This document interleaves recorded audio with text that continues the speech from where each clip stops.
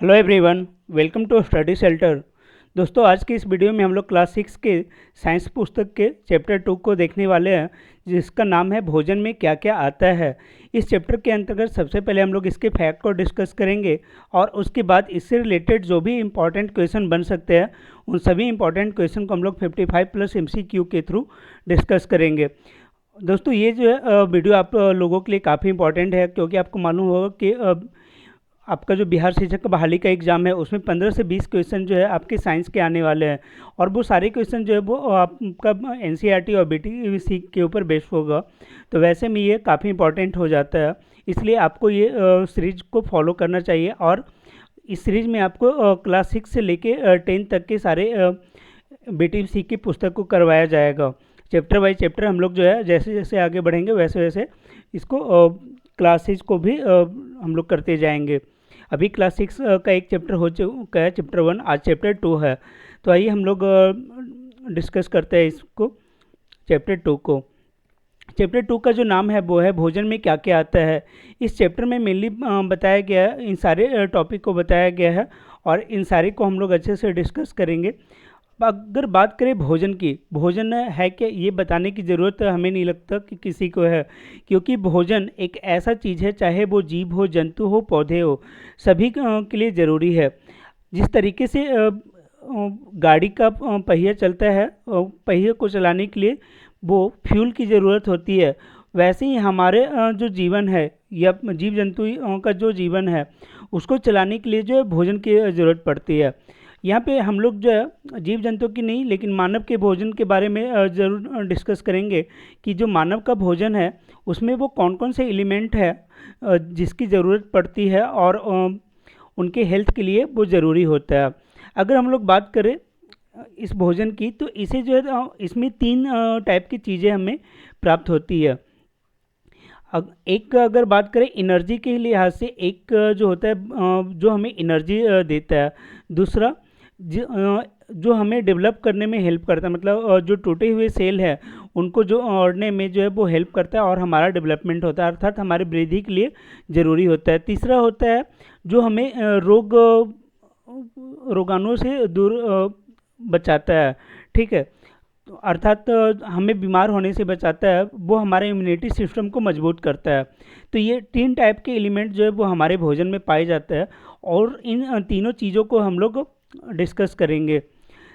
देखिए, बोला जाता है कि जो हमारी खाद्य सामग्री है, अगर उसमें हमारे शरीर की वृद्धि करने वाले, उसे विकास करने वाले और स्वस्थ रखने वाले अगर उसमें एलिमेंट है, तो इन सभी एलिमेंट को क्या बोला जाता है?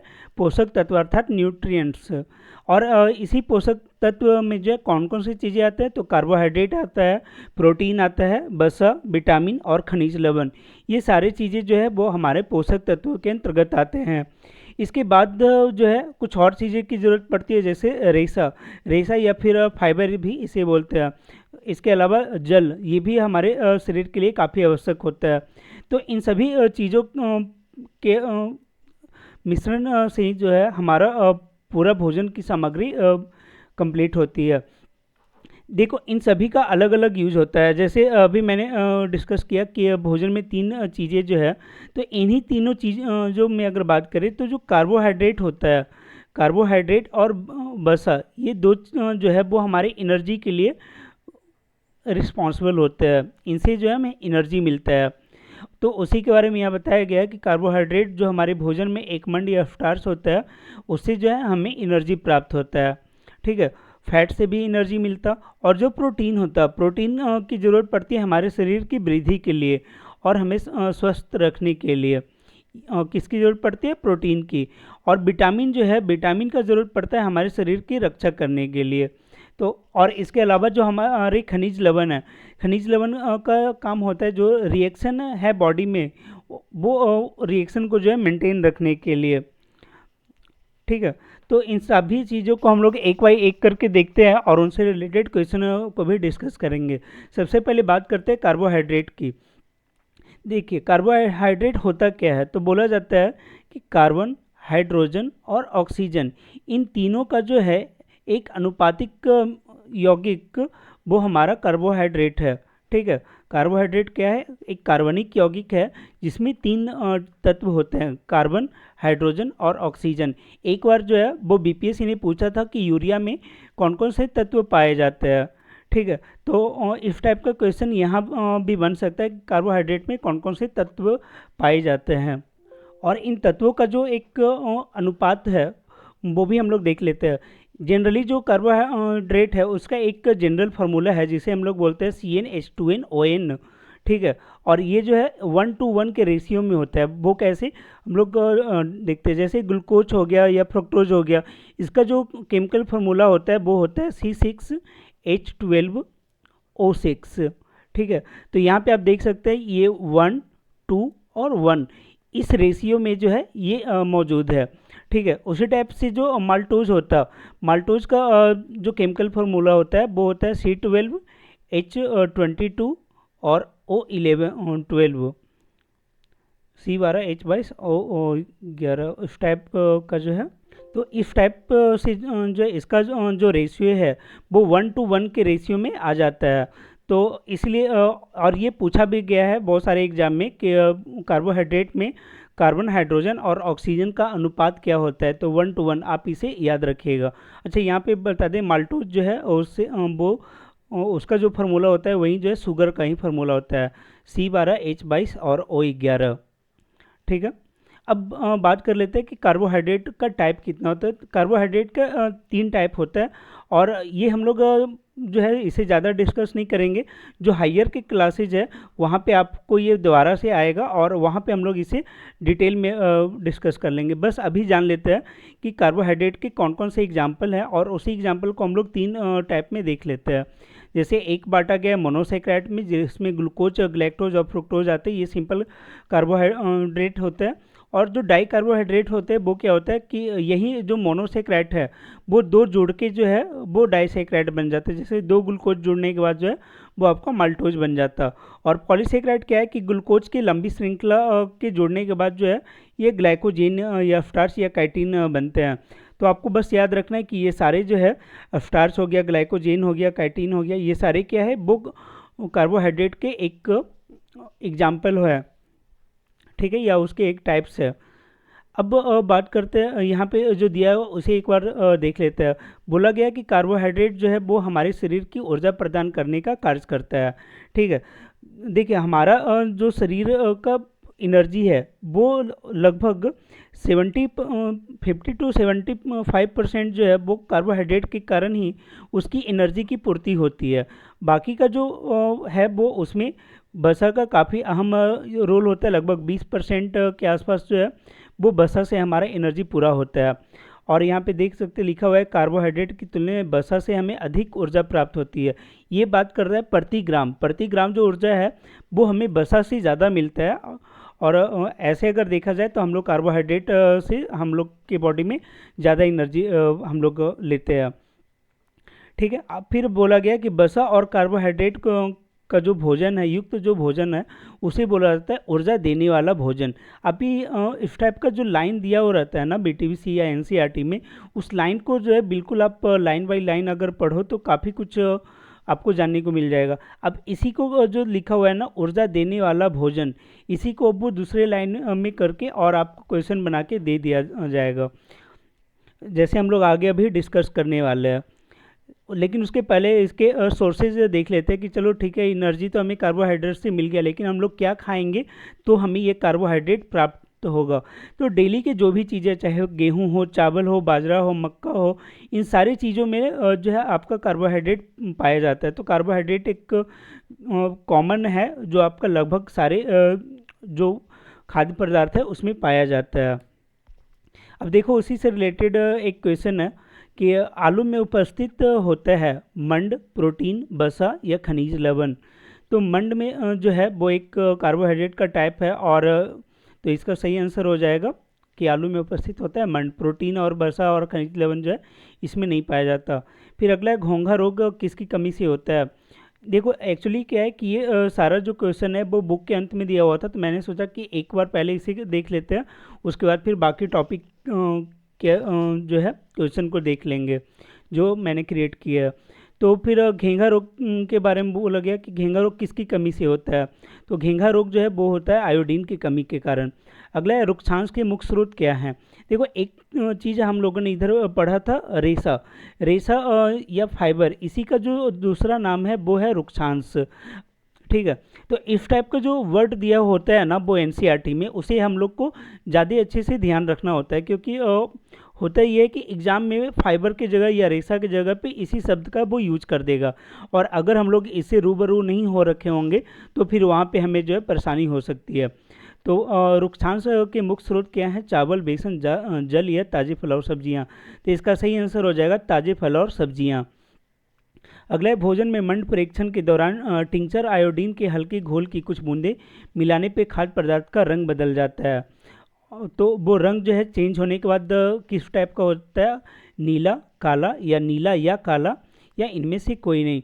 तो देखो यहाँ पे बताया गया है कि भोजन में जो जो स्टार्च होता है उसके परीक्षण के लिए हम लोग क्या करते हैं कि उस के कच्ची सामग्री का कुछ मात्रा ले लेते हैं और उसमें आयोडीन की कुछ घोल की बूंदें डाल देते हैं।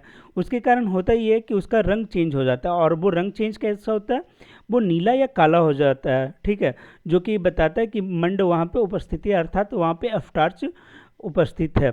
आप आलू को अगर काटे होगे तो आलू को कट करने के बाद आप अगर थोड़ी देर के लिए छोड़ दो तो उसका रंग भी जो है थोड़ा सा चेंज हो जाता है, वो काला टाइप का हो जाता है, काला नहीं उजला टाइप का भी हो जाता है। लेकिन अगर उस पर आयोडीन का अगर कुछ घोल डाल दो तो वो काला आपको रंग प्रदर्शित करेगा। तो वो उसमें जो चेंजेज है ना वो मेनली मैं बताना चाह रहा था कि वो स्टार्च को डिनोट करता है कि वहाँ पे जो है वो स्टार्च है। ठीक है, और एक चीज़ और है, जो इस टाइप के कंटेंट होते हैं बुक में दिए हुए, जो फैक्ट दिया होता है, जैसे क्रियाकलाप वाला जो एनसीईआरटी का पोर्शन है कि क्रियाकलाप है और क्रियाकलाप में उन्होंने कुछ बता रखा है, तो वो सारी चीज़ों को हम लोग जो है वो इग्नोर करके चलते हैं और देख सकते हैं कि वहीं से ये क्वेश्चन बना हुआ है। जो मंड की जांच एक क्रियाकलाप था, तो वहाँ पे ही ये फैक्ट दिया हुआ था और उसी से ये क्वेश्चन जो है वो पूछा गया है। तो इसी के आधार पे जो है एक और यहाँ पे पूछा गया क्वेश्चन, बताया गया कि जैसे हम लोग स्टार्च का तो परीक्षण कर लिए, अब हम लोग चेंज कर रहे हैं प्रोटीन का, कि प्रोटीन में किसी खाद्य पदार्थ में प्रोटीन उपस्थित है या नहीं, वो हम लोग कैसे पता करेंगे। तो देखो होता ही है कि प्रोटीन का हम लोग कुछ मात्रा ले लेते हैं और उस पर कॉपर सल्फेट और कास्टिक सोडा, ये दोनों की घोल को जो है वो मिलाकर और उस प्रक्षनली में रख देते हैं। जिसके बाद क्या है कि प्रक्षनली का जो पदार्थ हम लोग रखे थे वो बैगनी रंग का हो जाता है। ठीक है, और ये बैगनी रंग ही जो है वो खाद्य पदार्थ में प्रोटीन की उपस्थिति दर्शाता है। सिंपल कहने का मतलब ये है कि अगर किसी भी भोज्य पदार्थ में अगर प्रोटीन होगा तो वो हमें बैगनी रंग देगा, अगर वो कार्बोहाइड्रेट होगा या स्टार्च होगा तो वो हमें ब्लैक या नीला रंग देगा। सिंपल बात ये कह रहा है। अब देखते हैं अगले क्वेश्चन को। अगला प्रश्न है कि ऊर्जा देने वाले पोषक तत्व कहलाते हैं वसा, कार्बोहाइड्रेट, वसा एवं कार्बोहाइड्रेट या इनमें से कोई नहीं। तो देखो अभी हम लोगों ने पढ़ा कि कार्बोहाइड्रेट जो है वो हमें एनर्जी देता और वसा भी एनर्जी देता है, और इसीलिए जो है इसे हम लोग क्या पढ़े थे, ऊर्जा देने वाले भोज्य पदार्थ पढ़े थे। अब यही जो टर्म है इसी को थोड़ा सा मॉडिफाई किया, ऊर्जा देने वाला पोषक पदार्थ यहाँ पे कर दिया, पोषक तत्व कर दिया। ठीक है, तो इसी टाइप से जो है क्वेश्चन को हूबहू एनसीईआरटी या बीटीबीसी से बनाया जाता है। ठीक है, तो इसका सही आंसर क्या हो जाएगा, ऑप्शन नंबर सी, वसा एवं कार्बोहाइड्रेट, ये दोनों जो है वो ऊर्जा देने वाले पोषक तत्व हैं। अब देखते हैं अगले क्वेश्चन को। अगला जो क्वेश्चन है वो है भोजन का प्रमुख अंग क्या है। ऑप्शन है स्टार्च, ग्लूकोज, कार्बोहाइड्रेट या सेलुलोज। और ये क्वेश्चन जो है वो यूपी पीएससी 2014 में पूछा गया है। इसके ऑप्शन जो थोड़ा सा कन्फ्यूजिंग है, क्योंकि स्टार्च, ग्लूकोज ये सारे क्या हैं कि वो कार्बोहाइड्रेट के ही पार्ट हैं, और कार्बोहाइड्रेट भी जो है ऑप्शन में दिया गया है। तो देखो ये तो क्या है कि इसके एक पार्ट हो गए या फिर इसके एक एग्जाम्पल हो गए, लेकिन जो कार्बोहाइड्रेट दिया हुआ है इसलिए इसका सही आंसर जो है वो कार्बोहाइड्रेट ही होगा। ऐसे भी हम लोग को क्या होता है कि किसी भी क्वेश्चन का हम लोग को सबसे सटीक आंसर चूज करना होता है, तो वैसे में कार्बोहाइड्रेट का सही हो जाएगा। अगर यहाँ पे कार्बोहाइड्रेट नहीं होता, प्रोटीन होता या कुछ होता, तो वैसे में हम लोग स्टार्च या ग्लूकोज को जो है मेनली स्टार्च या ग्लूकोज को हम लोग करेक्ट मान सकते थे। ठीक है, अब देखते हैं अगले प्रश्न की ओर। अगला है कि निम्नलिखित में कौन सा पदार्थ मानव शरीर में ईंधन का काम करता है। मैंने बताया था कि हमारे शरीर को चलाने के लिए एनर्जी की ज़रूरत होती है, और वो एनर्जी जो है हमें कहाँ से प्राप्त होता है, तो वो कार्बोहाइड्रेट से प्राप्त होता है। अगला है कैप्सूल का आवरण किसका बना होता है, प्रोटीन का, सेलुलोज का, स्टार्च का या एमिनो एसिड का। तो इसका सही आंसर हो जाएगा स्टार्च का। जो कैप्सूल हम लोग यूज करते हैं दवा के रूप में। दोस्तों यहाँ पे क्या है कि कैप्सूल का जो आवरण है वो एक्चुअली स्टार्च का नहीं, वो प्रोटीन का बना होता है। प्रोटीन एक होता है जिलेटिन, उस जिलेटिन प्रोटीन से ही ये बना होता है। जिलेटिन प्रोटीन का ये आवरण होता है। कैप्सूल का जो आवरण होता है वो क्या होता है, जिलेटिन का बना होता है। और ये जिलेटिन जो है हम लोग जब खाते हैं तो 20 से 30 मिनट के अंदर जो है ये घुल जाता है। ठीक है, हालांकि ये पहले जो आता था वो, आजकल जो है वो नॉर्मल क्या है कि एक ऑयल टाइप का है, उस तेल को भी यूज करते हैं, मतलब पतला होता है वो आवरण, और वो और भी तेज़ी में घुल जाता है। तो इसका सही आंसर हो जाएगा कैप्सूल का आवरण किसका बना होता है, तो वो प्रोटीन का बना होता है। अगला प्रश्न है, निम्नलिखित में सर्वाधिक ऊर्जा प्रदान करता है कार्बोहाइड्रेट, प्रोटीन, विटामिन और खनिज लवण। तो हम लोगों ने पढ़ा था कि प्रोटीन जो है वो शरीर में टूट फूट की मरम्मत का काम करता है, सेलों का मरम्मत करता है। विटामिन जो है वो ऊर्जा प्रदान नहीं करता, ये रोगों से दूर रखता है। और खनिज लवण जो है वो हमारे शरीर में जितने भी रिएक्शन होते हैं, ये आयन होते हैं, उन सभी को जो है वो सर्कुलेट करने का काम करता है। तो एनर्जी का काम जो है इसमें सिर्फ कार्बोहाइड्रेट कर रहे हैं, इसलिए सही आंसर कार्बोहाइड्रेट हो जाएगा। अगला है, मानव शरीर में कार्बोहाइड्रेट किस रूप में संग्रह होता है, शुगर, स्टार्च, ग्लूकोज या ग्लाइकोजेन। तो देखो, मानव शरीर में कार्बोहाइड्रेट जो है वो ग्लाइकोजेन के रूप में संग्रहित होता है। जब हम लोग ज़्यादा मात्रा में कार्बोहाइड्रेट ले लेते हैं और उसकी हमें ज़रूरत नहीं होती, तो ये ग्लाइकोजेन क्या होता है, वो लीवर में जो है वो जाकर संचित हो जाता है। ठीक है, और कुछ जो है वो हमारा जो कंकाल की मांसपेशियाँ होता है वहाँ पे भी जाकर ये संचित हो जाता है। और उसके बाद जब आप फास्टिंग करते हो तो फास्टिंग में यही ग्लाइकोजेन जो है वो वापस से ग्लूकोज में कन्वर्ट हो जाता है, और हमारे बॉडी में को जो है वो एनर्जी प्रदान करता है।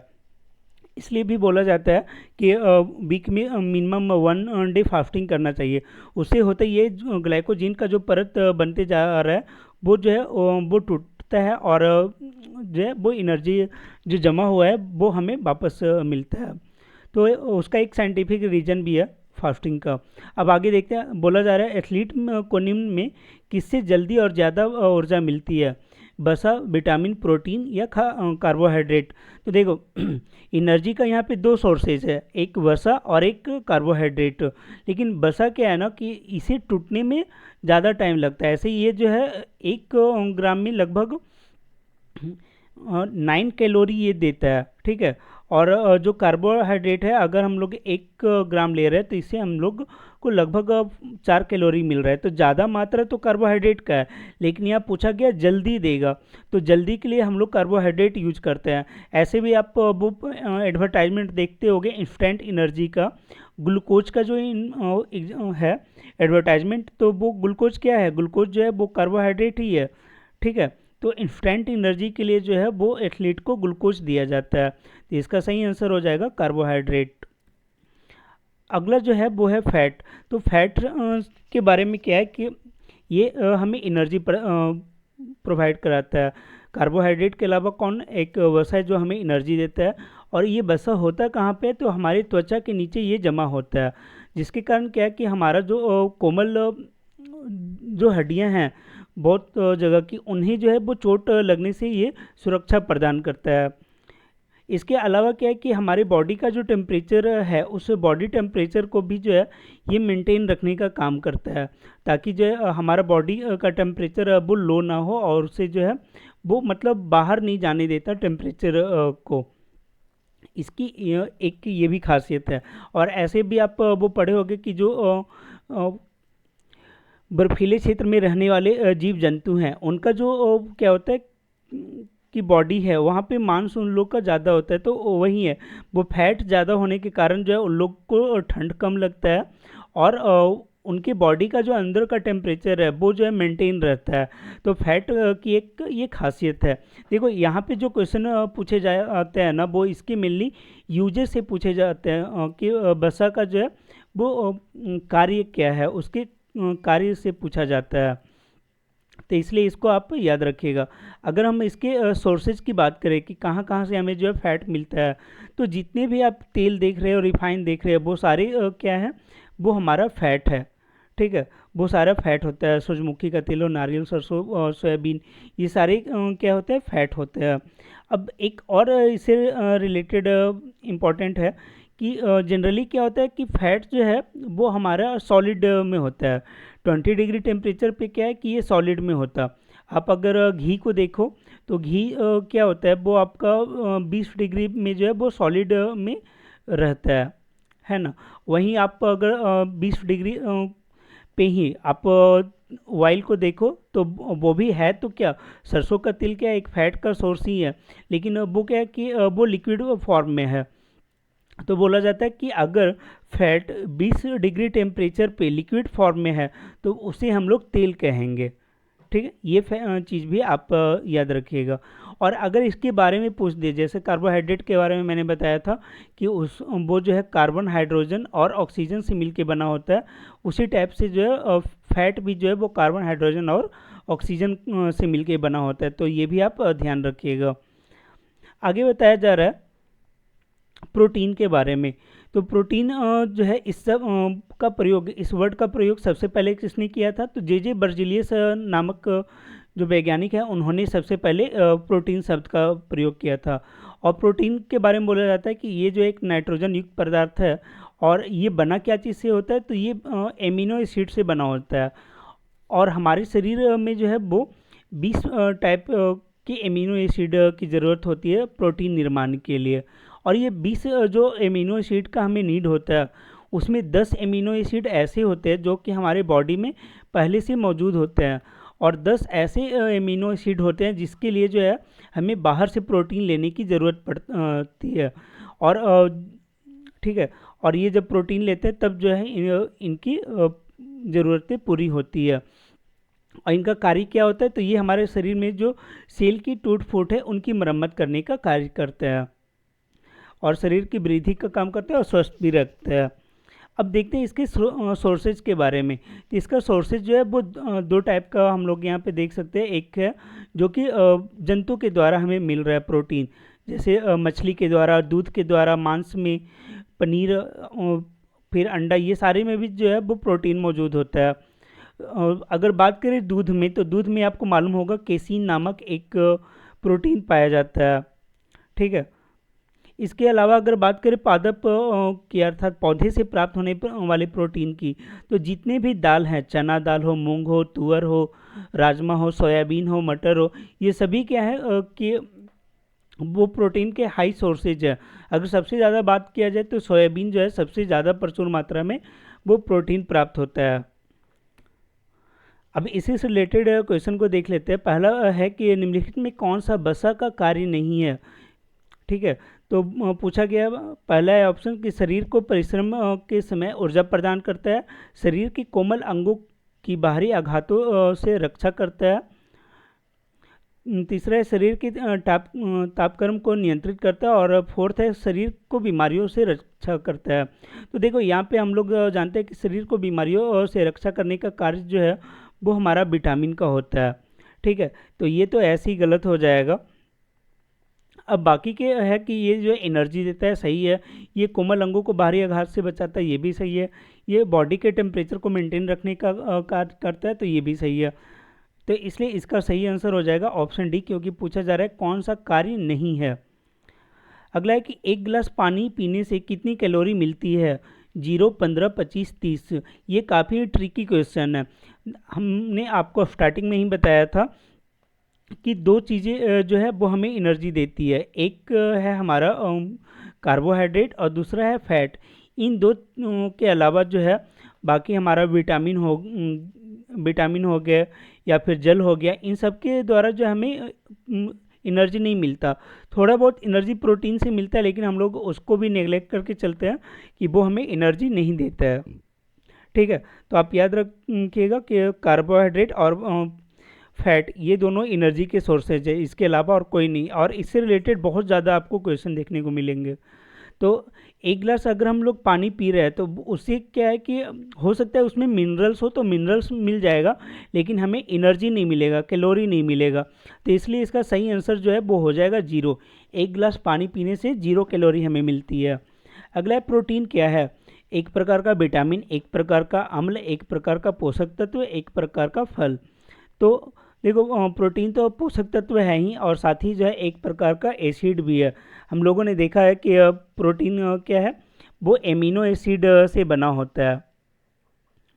ठीक है, तो इसका जो है वो दोनों हो जाएगा। अगला है प्रोटीन का महत्व क्या है। ऊर्जा प्रदान के लिए, शरीर की बढ़ती आवश्यकताओं को पूरा करने के लिए, रंगों को सुरक्षित करने के लिए, दांतों को मजबूत बनाने के लिए। तो इसका सही आंसर हो जाएगा शरीर की बढ़ती आवश्यकताओं को पूरा करने के लिए। हम लोगों ने देखा था कि ये शरीर में वृद्धि का कार्य करता है, तो जो भी नीड शरीर को पड़ता है वो सारी की पूर्ति जो है वो प्रोटीन के द्वारा होती है। ठीक है, इसलिए जो बढ़ता बच्चा होता है या फिर गर्भवती महिलाएं, इन सभी को जो है प्रोटीन ज़्यादा लेने का सजेशन दिया जाता है।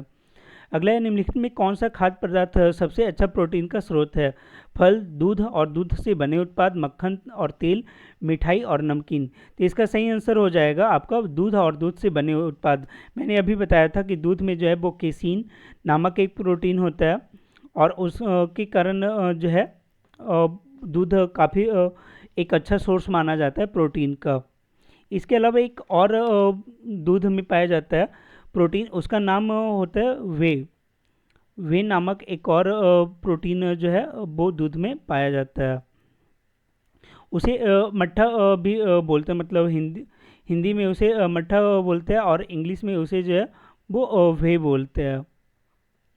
ठीक है, ये प्रोटीन भी जो है वो हमारा दूध में पाया जाता है, इसलिए इसका सही आंसर हो जाएगा ऑप्शन बी। अगला है प्रोटीन की आवश्यकता किसे अधिक होती है। बच्चों में, बुजुर्ग में, गर्भवती महिलाओं में, या सभी वयस्कों में। तो ये भी एक काफ़ी ट्रिकी क्वेश्चन है। और देखो, बच्चों में भी प्रोटीन की आवश्यकता होती है, और जितने मनुष्य हैं सभी में होता है। लेकिन अगर बात करो बच्चों की, तो बच्चों में क्या है कि उन्हें जो है वो जो उनका ग्रोथ का एज होता है, मतलब 5 साल से लेके अगर आप 15 साल के बच्चे का एज को देखो, तो उसमें मेनली जो है वो कितना आप 9 ग्राम से लेके 9 ग्राम या फिर आप 13 ग्राम से लेके 34 ग्राम तक उन्हें नीड होता है। बच्चों को जो है 13 ग्राम से 34 ग्राम तक का नीड होता है। वहीं अगर आप गर्भवती महिलाओं की बात करो, तो गर्भवती महिलाओं को जो है वो प्रोटीन की ज़्यादा मात्रा लेनी की ज़रूरत पड़ती है। उन्हें बोला जाता है कि 74 ग्राम जो है वो उन्हें पर डे लेना चाहिए। तो इसलिए इसका जो सही आंसर हो जाएगा वो हो जाएगा गर्भवती महिलाएं। अगला है प्रोटीन बनाने के लिए कितने एमिनो एसिड आवश्यक होते हैं। 10, 15, 20 या 25। तो मैंने अभी बताया था कि प्रोटीन निर्माण के लिए जो 20 एमिनो एसिड का ज़रूरत होता है, और उसमें से 10 एमिनो एसिड हमारे बॉडी में पाया जाता है, और 10 जो है हम लोग भोज्य पदार्थ जो ग्रहण करते हैं उससे हमें प्राप्त हो जाता है। अगला है प्रोटीन को निम्नलिखित में से क्या माना जाता है। शरीर को निर्माण करने वाला, ऊर्जा उत्पादक, विनियामक, या स्थूलता वर्धक। तो देखो, प्रोटीन को बोला जाता है शरीर को निर्माण करने वाला। ऊर्जा उत्पादक आपका कार्बोहाइड्रेट और फैट हो गया, और स्थूल वर्धक जो है फैट को ही बोला जाता है, क्योंकि ज़्यादा फैट के कारण जो है वो मोटापा आता है। अगला, एक कार्यशील महिला को प्रतिदिन कितना प्रोटीन चाहिए। 45 ग्राम, 40 ग्राम, 50 ग्राम, या 65 ग्राम। तो इसका सही आंसर हो जाएगा 45 ग्राम, और ये क्वेश्चन काफ़ी पूछा जाता है एग्जाम में, तो आप ध्यान रखिएगा। वहीं अगर पुरुष की बात करें तो 50 ग्राम जो है वो एक मेल को चाहिए जो कि कार्यशील है। अगला है शरीर में ऊतकों का निर्माण किससे होता है। प्रोटीन, वसा, कार्बोहाइड्रेट, या विटामिन। तो प्रोटीन के द्वारा जो है शरीर में ऊतकों का निर्माण होता है। देखो, ऊतक होता क्या है, तो बहुत सारे सेल जो है वो मिल के टिश्यू का निर्माण करता है। और अब मैं स्टार्टिंग से ही बता रहा हूँ कि सेल का जो टूटे हुए सेल को मरम्मत करने का काम है वो प्रोटीन के द्वारा होता है, अर्थात नया सेल बनाने में प्रोटीन हेल्प करता है। तो वैसे में फिर शरीर में ऊतकों का निर्माण कौन करेगा, तो प्रोटीन के द्वारा होगा। अगला, निम्नलिखित भोजन में प्रति ग्राम में सर्वाधिक ऊर्जा प्राप्त होती है। प्रोटीन, विटामिन, कार्बोहाइड्रेट, या वसा। मैंने अभी कुछ देर पहले बताया था कि 1 ग्राम अगर हम लोग प्रोटीन ले रहे हैं, कार्बोहाइड्रेट ले रहे हैं, तो 1 ग्राम कार्बोहाइड्रेट से जो है हमें 4.2 कैलोरी एनर्जी प्राप्त होती है। कितना? 4.2 कैलोरी।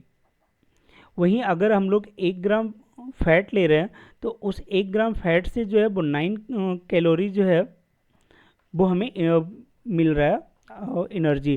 तो इसलिए इसका सही आंसर क्या हो जाएगा? ऑप्शन नंबर डी हो जाएगा। अगला है किसमें प्रोटीन नहीं पाया जाता है? तो किसमें प्रोटीन नहीं पाया जाता है? ऑप्शन है मांस, दूध, चावल और दाल। तो चावल में जो है वो प्रोटीन नहीं पाया जाता है, ये जो है कार्बोहाइड्रेट का मेन सोर्स है। अगला, निम्नलिखित में किसमें प्रति ग्राम अधिकतम प्रोटीन की मात्रा पाई जाती है? सेब, सोयाबीन, गेहूं और मूंगफली। तो इसका सही आंसर हो जाएगा सोयाबीन। सोयाबीन में जो है सबसे अधिक मात्रा में प्रोटीन पाया जाता है प्रति ग्राम में। फिर इसी से रिलेटेड है कि सबसे अधिक प्रोटीन किसमें पाई जाती है? उड़द, अरहर, मटर या सोयाबीन। तो इसका भी आंसर हो जाएगा सोयाबीन। सोयाबीन में जो है सबसे ज़्यादा प्रोटीन पाया जा रहा है। आगे पूछा गया है कि सोयाबीन में प्रोटीन का प्रतिशत कितना होता है? ऑप्शन है 42, 50, 60 या 80। तो इसका सही आंसर हो जाएगा 42%। सोयाबीन में प्रोटीन का परसेंटेज कितना है? 42। और ये सबसे बड़ा जो है प्रोटीन का आपका सोर्सेज है। अगला है विटामिन। विटामिन के बारे में जान लेते हैं कि विटामिन की खोज किसने की थी? तो के फंक ने की थी। कासिमिर फंक ने जो है 1912 में विटामिन की खोज की थी। और विटामिन का कार्य क्या है? तो ये हमारे शरीर में को जो है वो रोगों से हमारी शरीर को सुरक्षा प्रदान करता है। और इसके अगर सोर्सेज की बात करें तो पहले तो ये बहुत टाइप का होता है। मेनली यहाँ पे हम लोग ABCD को ही देख रहे हैं, लेकिन इसके अलावा भी पहले तो बी कॉम्प्लेक्स होता है, अर्थात B1 से लेके B12 तक हो गया, उसे बी कॉम्प्लेक्स कहते हैं। उसके अलावा फिर आपका ई, विटामिन के, ये सारे होते हैं। विटामिन डी में भी 2 टाइप के होते हैं, D1 और D2। तो उन सब के बारे में हम लोग आगे वाली क्लासेज में चर्चा करेंगे। मेनली यहाँ पे बेसिक जान लेते हैं कि विटामिन जो है कई प्रकार के होते हैं, उनके अलग अलग नाम भी होते हैं। जैसे विटामिन ए है जिसे हम लोग रेटिनॉल कहते हैं, बी थायमिन कहते हैं, सी एस्कॉर्बिक एसिड, विटामिन डी जिसे जो है फेरॉल भी बोला जाता है। तो उस टाइप से जो है विटामिन ई और के, ये सारे जो है वो विटामिन के एक प्रकार है। अब बोला जा रहा है कि ये विटामिन जो है वो अलग अलग कार्य करते हैं। जैसे विटामिन ए क्या है कि हमारी त्वचा और आँखों को स्वस्थ रखने का काम करता है। विटामिन सी जो है वो बहुत से रोगों में लड़ने में मदद करता है। और विटामिन डी जो होता है वो हमारी हड्डी और दांत को मजबूत रखने का कार्य करता है। साथ ही ये कैल्शियम का उपयोग करने में हमारे शरीर को सहायता प्रदान करता है। तो ये सारी चीज़ें जो है इसके बारे में बताई गई है। और अब इसके सोर्सेज के बारे में हम लोग देख लेते हैं कि ये सारे विटामिन का सोर्स क्या है, कौन सा विटामिन हमें कहाँ से प्राप्त हो रहा है। तो देखो, विटामिन ए जो है वो बोला जाता है कि गाजर, पपीता, ये सारी जो चीज़ें हैं उनमें हमें प्राप्त होती है। दूध वगैरह में भी जो है विटामिन प्राप्त होता है। वहीं अगर विटामिन बी की बात करें तो गेहूँ, चावल और जो यकृत होता है वो जो है विटामिन बी के सोर्सेज हैं। विटामिन सी के जो सोर्सेज होते हैं वो खट्टे पदार्थ होते हैं, जैसे आपका आंवला है, टमाटर है, इसके अलावा फिर नींबू, अमरूद, ये सारे जो है विटामिन सी के सोर्सेज होते हैं। विटामिन डी के सोर्सेज जो है वो बोला जाता है मछली का तेल हो गया, अंडा हो गया। लेकिन विटामिन डी का सबसे बड़ा जो सोर्स है वो सनलाइट है। सनलाइट से जो है हमारी बॉडी में ये संश्लेषित होता है, तो ये भी आपको ध्यान रखना है। आगे विटामिन शब्द किसने प्रतिपादित किया? अभी हम लोगों ने देखा था कि विटामिन शब्द जो है वो के फंक ने किया था। और कब किया था? तो 1911 ईस्वी में किया था। अगला, निम्नलिखित में किस समूह को सहायक आहार कारक कहा जाता है? ऑप्शन है वसा, हार्मोन, प्रोटीन या विटामिन। देखो, यहाँ पे जो है, यहाँ पे क्या है कि जो फैट होता है या कार्बोहाइड्रेट होता है या फिर आपका प्रोटीन है, ये तीनों क्या होता है? फैट, कार्बोहाइड्रेट और ये प्रोटीन, ये तीनों हो जाते हैं मुख्य आहार। ठीक है, मेन जो आहार है, जो मेन खाद्य पदार्थ है वो हमारा हो जाता है कार्बोहाइड्रेट, प्रोटीन और फैट। लेकिन उसके अलावा जो है वो विटामिन और खनिज लवण, ये दोनों को जो है वो सहायक आहार बोला जाता है। किसे? विटामिन प्लस मिनरल्स, ये दोनों को क्या बोला जाता है, सहायक आहार बोला जाता है। क्यों? क्योंकि ये एनर्जी नहीं देते हैं, लेकिन इन सारे जो एनर्जी देने वाले हैं उनको हेल्प करते हैं। जो मेटाबॉलिज्म है उस मेटाबॉलिज्म को सक्रिय करने में विटामिन और जो मिनरल्स है उनका अहम योगदान होता है। आगे है कि निम्नलिखित में किसे रक्षात्मक पदार्थ कहा जाता है? ऑप्शन है विटामिन, प्रोटीन, कार्बोहाइड्रेट या वसा। तो देखो इसका सही आंसर हो जाएगा हमारा विटामिन। विटामिन जो है वो हमारे शरीर की रक्षा करता है कीटाणुओं से, इसलिए ये हमारा रक्षात्मक पदार्थ कहलाता है। आगे पूछा जा रहा है कि 14 वर्ष तक की आयु के बच्चे के विकास में निम्नलिखित में कौन सबसे अधिक महत्वपूर्ण है? प्रोटीन, विटामिन, वसा या दूध? तो इसका सही आंसर हो जाएगा प्रोटीन। प्रोटीन जो है वो 14 वर्ष की आयु के बच्चे के विकास के लिए काफ़ी महत्वपूर्ण होता है। अगला है कि निम्नलिखित में कौन विटामिन ए का सर्वोत्तम स्रोत है? गाजर, बैगन, नींबू या चावल? तो देखो इसका सही आंसर हो जाएगा गाजर। हम लोगों ने देखा था कि गाजर जो है वो गाजर हो गया, पपीता हो गया, ये सब विटामिन ए की मेन सोर्सेज है। अगला मानव शरीर में विटामिन ए कहाँ भंडारित होता है? लीवर में, त्वचा में, फुसफुस में या वृक्क में? तो ये जो है वो लीवर में जाके स्टोर होता है। आगे जो है वो है खनिज, लवण, रेसे एवं जल। तो इन सभी के बारे में हम लोग देख लेते हैं। देखो जो खनिज लवण है ये हमारा अकार्बनिक पदार्थ होता है। अभी तक हम लोग जो देख रहे थे वो कार्बनिक पदार्थ था, और मैंने बताया कि वैसे पदार्थ जिसमें कार्बन नहीं होता है उसी को अकार्बनिक पदार्थ कहते हैं। ठीक है। और हमारे शरीर में जो है लगभग 29 तरह के तत्व की ज़रूरत होती है। जैसे आपने सुना होगा पोटेशियम, इसके अलावा फिर सोडियम, फास्फोरस, कैल्शियम। तो ये सभी जो एलिमेंट हैं, ये सभी एलिमेंट की ज़रूरत जो है हम लोगों की बॉडी को पड़ती है। तो इसी के बारे में हम लोग पढ़ेंगे कि कौन सा एलिमेंट जो है वो कहाँ से हमें प्राप्त हो रहा है। पहला देखते हैं, यहाँ बताया गया है कि जो लौह तत्व होते हैं, जो आयरन है, वो जो है हरी सब्जी, पालक, मेथी और केला, इन सभी में जो है वो आयरन ज़्यादा मात्रा में पाया जाता है। वहीं अगर कैल्शियम की बात करें तो कैल्शियम जो है वो दूध में से प्राप्त होता है। फास्फोरस और कैल्शियम जो है वो मछली और अंडे से भी प्राप्त होता है। जबकि नमक से हमें क्या मिलता है? तो नमक से जो है वो सोडियम और पोटेशियम हमें प्राप्त होता है। तो ये सारे मिनरल्स के बारे में थोड़ा सा एक ओवरव्यू है। इसके बाद बताया गया है फाइबर के बारे में कि जो फाइबर है अर्थात रुक्षांश, ये भी जो है हमारे आहार में काफ़ी अहम रोल निभाता है, और जल का भी एक अहम योगदान होता है। तो देख लेते हैं कि इनका आखिर सोर्सेज क्या है, रुक्षांश कहाँ मिलते हैं। तो जो अनाज का चोकर होता है, सब्जी का जो रेशा होता है, वो सभी इसके सोर्सेज है। और जैसे साबुत या अंकुरित जो चना हो गया या आपका मूंग हो गया, वो सारे जो है उसमें रेशा पाया जाता है। दाल, आलू, ताज़े फल और सब्जियां, ये सभी जो है वो फाइबर के सोर्सेज हैं। अब बोला जा रहा है कि फाइबर जो होता है वो हमारे शरीर में पोषक प्रदान नहीं करता, अर्थात ये जो है एनर्जी नहीं देता है। ठीक है, एनर्जी देने का ये काम नहीं करता। ये सिर्फ क्या करता है कि हमारे भोजन को आवश्यक ये हमारे शरीर का पोषक प्रदान नहीं करते हैं, और ये भोजन का फिर भी आवश्यक अवयव है क्योंकि ये हमारी पाचन प्रक्रिया में काफ़ी हेल्प करते हैं। मालूम हुआ कि फाइबर का जो फूड है वो डॉक्टर वगैरह भी सजेस्ट करते हैं कि आप खाओ, और वो काफ़ी फ़ायदेमंद भी होता है। फिर बोला जा रहा है कि जल भोजन में उपस्थित पोषक तत्वों को अवशोषित करने में हेल्प करता है हमारे बॉडी को। ठीक है, तो जल का काम क्या है? वो हमें जो है पोषक तत्वों को हमारे बॉडी पार्ट को अवशोषित करने में हेल्प करता है। और अभी हम लोगों ने देखा था कि जल में जो है कोई जल पीने से हमें कोई एनर्जी नहीं मिलता, तो ये भी आप ध्यान रखिएगा। अब आगे देखते हैं, इससे रिलेटेड जो क्वेश्चन है उसे देख लेते हैं।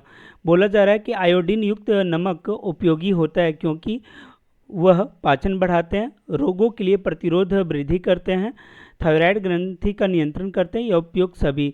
तो आयोडीन नमक जो है वो क्या है कि थायराइड ग्रंथि को नियंत्रित करता है, ये बिल्कुल सही। और अगर इसके अलावा बाकी ऑप्शन को देखें तो बाकी ऑप्शन में ये पाचन को भी बढ़ाने में हेल्प करता है, साथ ही ये रोगों के लिए जो है प्रतिरोध वृद्धि करने का भी कार्य करता है। अर्थात आयोडीन युक्त नमक जो है वो इन सभी चीज़ों के लिए में हेल्प करता है। तो इसका सही आंसर ऑप्शन डी हो जाएगा। अगला है अच्छा, उसके पहले एक चीज़ ये जान ले कि जो आयोडाइज़ नमक होता है, तो पूछा ये जाता है कि आयोडीन जो है वो कितनी मात्रा में लेना चाहिए। तो इसका 3 क्राइटेरिया है। एक है 100 ग्राम, जो बच्चे होते हैं वो 100 माइक्रोग्राम, जो 100 माइक्रोग्राम है उतना ही उन्हें लेना चाहिए। और जो बड़े हैं, बड़े को बोला जाता है कि 150 माइक्रोग्राम उनको नमक आयोडीन उन्हें ज़रूरत होता है। जबकि जो गर्भवती महिलाएं होती है जो है बच्चों को दूध पिलाती हैं, तो वैसी महिलाओं को जो है वो बोला जाता है 250 माइक्रोग्राम जो है वो आयोडीन लेना चाहिए। तो ये फैक्ट भी आप ध्यान रखिएगा। बच्चे के लिए 100 माइक्रोग्राम, वयस्क के लिए 150 माइक्रोग्राम और गर्भवती महिलाओं के लिए 150 माइक्रोग्राम आयोडीन की ज़रूरत होती है। और ये बोला जाता है कि आपका जो आयोडाइज्ड साल्ट है उससे काफ़ी अच्छी तरीके से पूरा हो जाता है, अलग से लेने की ज़रूरत नहीं पड़ती। अगला पूछा गया, प्रोटीन ऊर्जा कुपोषण का परिणाम है। ऑप्शन है मरासमस, रिकेट्स, बेरी या बल्कशर्म। तो इसका सही आंसर हो जाएगा मरासमस। देखो, ये जो रोग है मरासमस, ये होता क्या है कि जो संतुलित भोजन नहीं मिल पाता है जिन लोगों को, तो उसमें ये रोग होता है। और इसमें प्रोटीन के अलावा क्या है कि अगर आपको कार्बोहाइड्रेट्स वगैरह भी नहीं मिल रहा है तो भी ये रोग होता है। तो इसलिए यहाँ बोला गया प्रोटीन ऊर्जा कुपोषण का परिणाम है मरासमस। ठीक है। और रिकेट्स की बात करें तो रिकेट्स और बेरी जो है, ये बेरी तो आपका विटामिन बी के कारण होता है, और रिकेट्स जो है वो आपका ये होता है विटामिन डी की कमी से। डी के अलावा आपका कैल्शियम और फास्फोरस के कमी से भी जो है रिकेट्स होता है। अगर विटामिन पूछा जाए तो विटामिन डी, और ऐसे कैल्शियम फास्फोरस भी इसमें उत्तरदायी होता है। आगे पूछा जा रहा है, दूध किसका घटिया स्रोत है, अर्थात दूध में कौन सा जो चीज़ है वो नहीं पाया जाता है। ऑप्शन है कैल्शियम, प्रोटीन, विटामिन सी या कार्बोहाइड्रेट। तो हम लोग पढ़े थे कि दूध जो है वो कैल्शियम का काफ़ी अच्छा स्रोत है, तो ये तो नहीं होगा। प्रोटीन भी जो है वो दूध में पाया जाता है, केसिन और एक वेक करके प्रोटीन है, वो 2 प्रोटीन जो है दूध में पाया जाता है। तो दूध इस लिहाज से भी अच्छा है। कार्बोहाइड्रेट भी इसमें पाया जाता है, और तो ये भी मतलब इसका जो सही आंसर होगा वो विटामिन सी होगा। विटामिन सी जो है वो दूध में नहीं पाया जाता है, और ये क्वेश्चन जो है एग्जाम में पूछा जाता है। अगला एंजाइम मूल रूप से क्या है, कार्बोहाइड्रेट, प्रोटीन, एमिनो एसिड या लिपिड। तो एंजाइम जो है मूल रूप से वो क्या होते हैं, एमिनो एसिड होते हैं। आगे, जैविक सिस्टम में रासायनिक क्रिया की प्रक्रिया को तेज करने में उत्तरदायी पदार्थ क्या है, अर्थात जो जैविक सिस्टम है वो वहाँ जो केमिकल रिएक्शन हो रहा है उस प्रक्रिया को तेज करने के लिए कौन उत्तरदायी होता है, जीवाणु, डीएनए, एंजाइम या प्रोटीन। तो जो एंजाइम होता है वो जो है इस रिएक्शन को तेज करने में हेल्प करता है। अगला है कि उपास्थि और हड्डियों के निर्माण और संपोषण में आवश्यक तत्व क्या होता है, मैग्नीशियम, कैल्शियम, जिंक या सिलिकॉन। तो इसका सही आंसर हो जाएगा कैल्शियम। कैल्शियम जो है वो उपास्थि या हड्डियों के निर्माण में जो है काफ़ी अहम योगदान करता है। अगला है, पालक के पत्तों में किसकी मात्रा सबसे अधिक होती है। तो अभी हम लोगों ने पढ़ा था कि पालक के पत्ते में जो है वो आयरन की मात्रा सर्वाधिक पाई जाती है।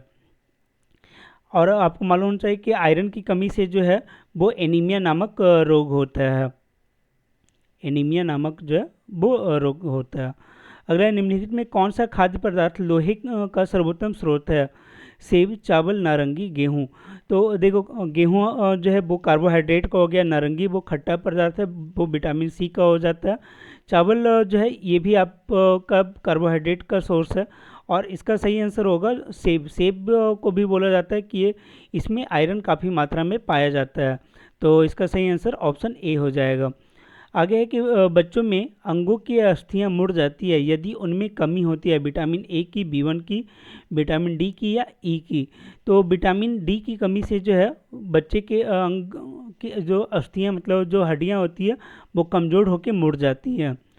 अगला है कि माँ का दूध नवजात को लगभग संपूर्ण आहार प्रदान करता है, किंतु निम्नलिखित का अभाव होता है।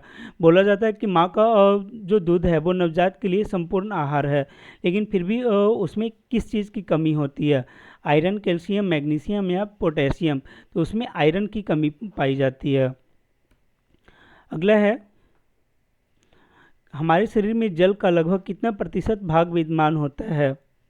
तो ये देखो, ये काफ़ी अच्छा क्वेश्चन है और दो क्वेश्चन इससे रिलेटेड है।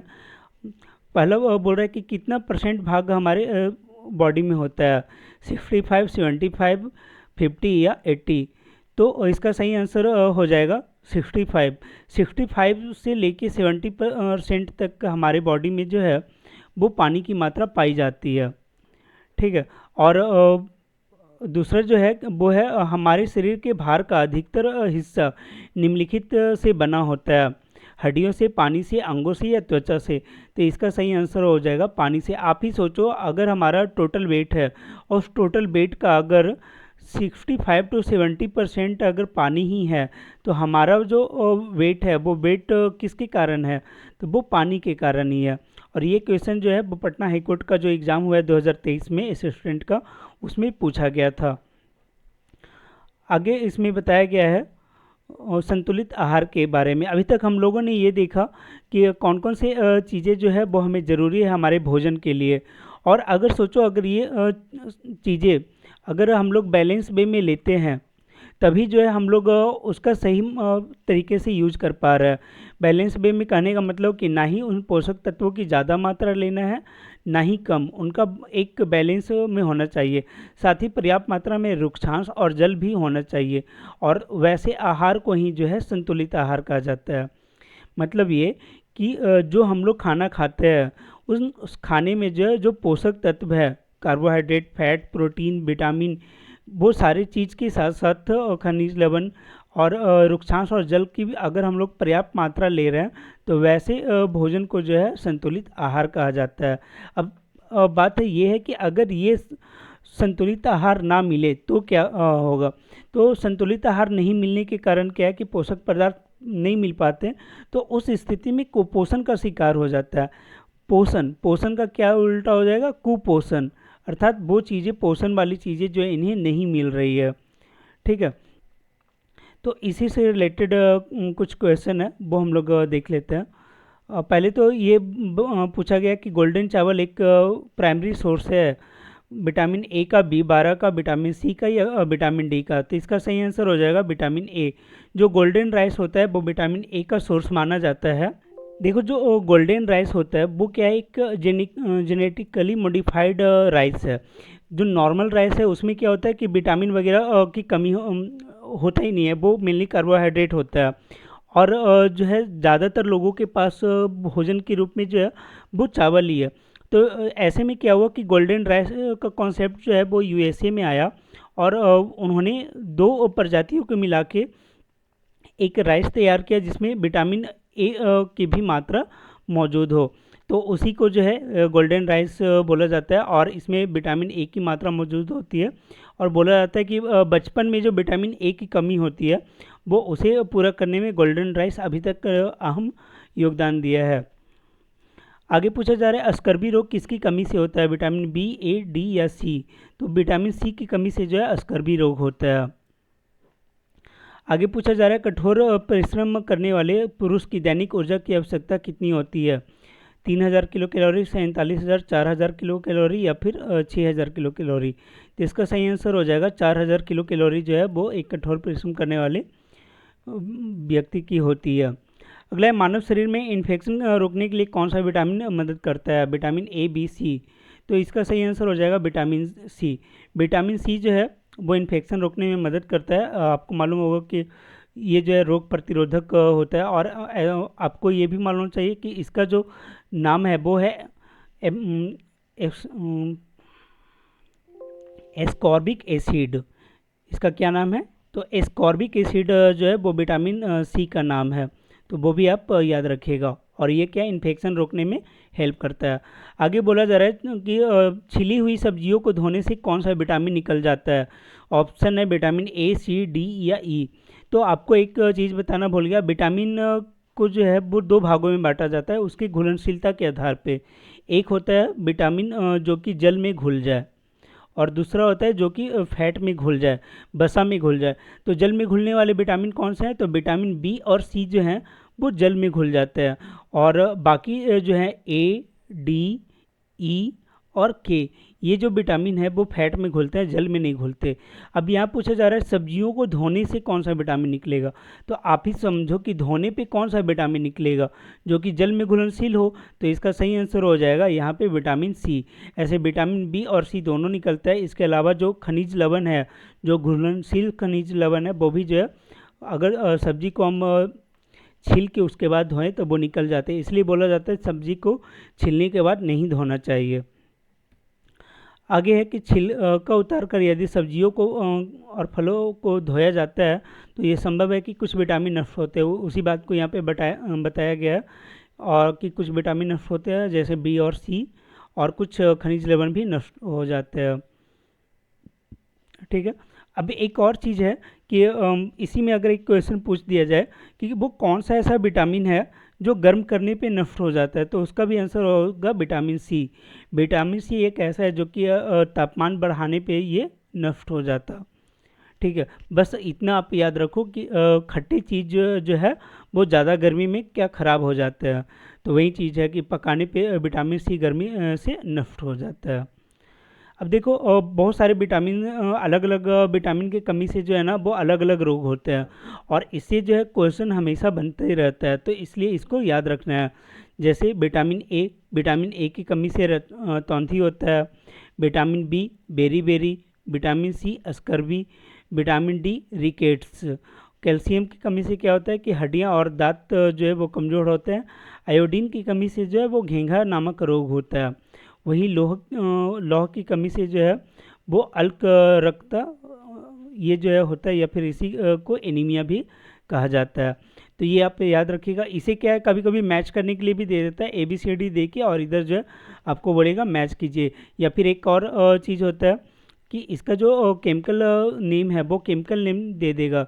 जैसे ए है तो रेटिनॉल, बी थायमीन, सी एस्कॉर्बिक एसिड, डी कैल्सीफेरॉल। तो उस टाइप का एक तरफ नाम होगा, दूसरी तरफ जो है बीमारी होगा, और आपको बोलेगा कि इसको मैच करी, तो आपको जो है इसका नाम भी याद रखना पड़ेगा। आगे की क्लास में इसको हम और अच्छे से विटामिन को बताएंगे, तो वहाँ पे सारे विटामिन के बारे में अच्छे से डिस्कस किया जाएगा। अब देखो पूछा जा रहा है कि किस विटामिन की कमी से रिकेट्स नामक रोग होता है, तो रिकेट्स जो है वो विटामिन डी के कारण होता है, और सी से जो है स्कर्वी होता है। ए के कारण रतौंधी और बी के कारण बेरी बेरी होता है। आगे निम्नलिखित में किस कमी से एनीमिया रोग होता है, तो अभी हम लोगों ने देख रहा था कि एनीमिया नामक रोग जो है वो आयरन की कमी से होता है। अगला है निम्नलिखित में किस विटामिन की कमी से रतौंधी होता है, तो ऑप्शन है बी सी डी ए, और अभी मैंने बताया विटामिन ए की कमी से जो है वो रतौंधी नामक रोग होता है। अगला निम्नलिखित में कौन सा एक विटामिन ए का प्रचुर स्रोत है, ऑप्शन है सेब, पपीता, अमरूद या आम। तो देखो यहाँ पे जो है पपीता, ये जो है इन सभी में अगर देखा जाए तो पपीता में सबसे ज़्यादा विटामिन ए पाया जाता है। वहीं अमरूद और सेब ये सब भी जो है और आम ये सब में भी विटामिन ए की मात्रा जो है काफ़ी ज़्यादा होती है। देखते हैं अगले प्रश्न को। अगला प्रश्न है नमक से कौन सा खनिज लवण प्राप्त होता है, सोडियम, फास्फोरस, कैल्शियम या पोटेशियम। तो अभी हम लोगों ने उधर देखा था कि सोडियम जो है वो नमक से प्राप्त होता है। सोडियम और पोटेशियम दोनों जो है वो नमक से प्राप्त हो रहा है। आगे प्रोटीन परीक्षण के दौरान कॉपर सल्फेट के घोल में कास्टिक सोडा के घोल को मिलाने के बाद खाद्य पदार्थ का रंग बदल जाता है। तो ये जो है क्वेश्चन प्रोटीन परीक्षण से है, और हम लोगों ने स्टार्टिंग में ही देखा था कि प्रोटीन परीक्षण करने के बाद जो है उसका जो रंग है वो आपका बैंगनी हो जाता है। अगला है कि कौन सा विटामिन हमारे शरीर में संश्लेषित होता है, विटामिन ए, डी, सी या ई। तो इसका सही आंसर हो जाएगा विटामिन डी। विटामिन डी जो है वो हमारे शरीर में संश्लेषित होता है। ये हमारे त्वचा के नीचे जो है एक मेलिन नामक वर्णक होता है, पिगमेंट होता है, तो उससे पे जब सनलाइट पड़ता है तो ये विटामिन डी का जो है संश्लेषण हमारे बॉडी में होता है। इसके अलावा जो है विटामिन के बारे में बोला जाता है कि वो भी जो है कुछ मात्रा में कोलन में, हमारे लीवर का जो कोलन है वहाँ पे जो है ये संश्लेषित होता है। आगे है भोजन पकाने के दौरान कौन सा विटामिन नष्ट हो जाता है, ये भी हो चुका है कि भोजन पकाने के दौरान जो है विटामिन सी नष्ट हो जाता है। आगे दिया हुआ है कि एक बच्चे को भोजन में अन्य सभी पोषक तत्व मिल रहा है लेकिन केवल प्रोटीन कम मिल रहा है, जिससे बच्चे की वृद्धि रुकी हुई है, उसका पेट फूला हुआ दिखाई देता है। संभवतः वह बच्चा किस रोग से ग्रसित है? ऑप्शन है मरासमस, स्कर्वी, रतौंधी या क्वासिकोर। तो इसका सही आंसर होगा क्वासिकोर। देखिए क्वासिकोर में क्या होता है कि बच्चे को जो है वो सारा कुछ मिलते रहता है, बाकी के जो पोषक तत्व है वो सभी मिलते रहते हैं लेकिन प्रोटीन नहीं मिलता। वैसे में क्या है कि उसका पेट जो है वो फूल जाता है और बाकी जो हाथ पैर है वो भी उसका फूल जाता है। तो ये जो है किस बीमारी का लक्षण है? क्वासिकोर का लक्षण है। और इस टाइप से जो है आपको क्वेश्चन बना के दिया जा सकता है कि एक बच्चे का इस तरीके का स्थिति है, वो कौन सी बीमारी से ग्रसित है। ठीक है, अब देखते हैं अगले क्वेश्चन को। अगला क्वेश्चन जो है वो रिलेटेड है मरासमस से, कि मरासमस निम्नलिखित में किसकी कमी से होता है? कार्बोहाइड्रेट, प्रोटीन, लौह या उपरोक्त में एक से अधिक। तो देखो अभी हम लोगों ने पढ़ा था कि जो क्वासिकोर है उसमें क्या है कि बाकी सभी पोषक तत्व मिलते रहते हैं, जबकि मरासमस में क्या है कि वो उससे जो है वो पोषक पदार्थ नहीं मिल रहा है। जो भी कार्बोहाइड्रेट है, प्रोटीन है, वो सारी चीज़ें उसे प्राप्त नहीं हो रही है, फैट कुछ नहीं प्राप्त हो रहा। तो वैसे में इसका सही आंसर हो जाएगा ऑप्शन नंबर डी, उपरोक्त में एक से अधिक, अर्थात कार्बोहाइड्रेट और प्रोटीन ये दोनों की कमी जो है इसमें रहती है।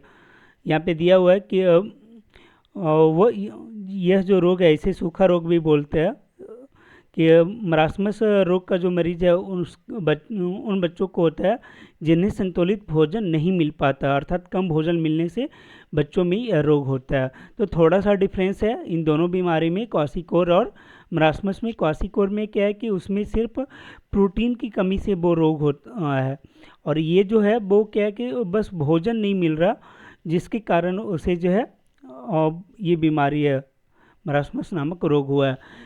तो ये जो है इस चैप्टर में था। अगर आपको ये वीडियो अच्छा लगा होगा तो आप वीडियो को लाइक कीजिए, चैनल को शेयर कीजिए अपने दोस्तों के बीच, और अगर आपने अभी तक सब्सक्राइब नहीं किया तो इसे सब्सक्राइब कर लें। Thank you.